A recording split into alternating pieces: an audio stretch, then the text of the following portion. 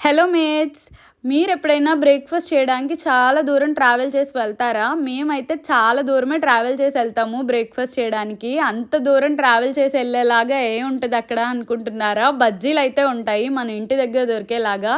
మా ఇంటి దగ్గర నుంచి డిస్కవరీ గార్డెన్స్ అయితే వస్తాం మేము. ఇక్కడ కమ్యూనిటీ కూడా చాలా బాగుంటుంది. అలాగే మేము వచ్చే రెస్టారెంట్స్ అయితే గోదావరి రుచులు. ఇక్కడ బజ్జీలు అయితే సేమ్ మన ఇంటి దగ్గర దొరికేలాగా అనిపిస్తాయి. అలాగే ఇక్కడ 3-4 చట్నీస్ కూడా ఇస్తారు వాళ్ళు. అవి కూడా చాలా టేస్టీగా అనిపిస్తాయి. అలాగే రెస్టారెంట్ లోపల యాంబియన్స్ కూడా చాలా బాగుంటుంది. కూర్చోవడానికి సిట్అవుట్ ఏరియా కూడా బాగుంటుంది. ఇక్కడికి వస్తే మన తెలుగు ఆంధ్ర రెస్టారెంట్కి వచ్చినట్టు అనిపిస్తుంది. ఎందుకంటే ఇక్కడ సర్వ్ చేసే వాళ్ళు కూడా తెలుగులో మాట్లాడతారు.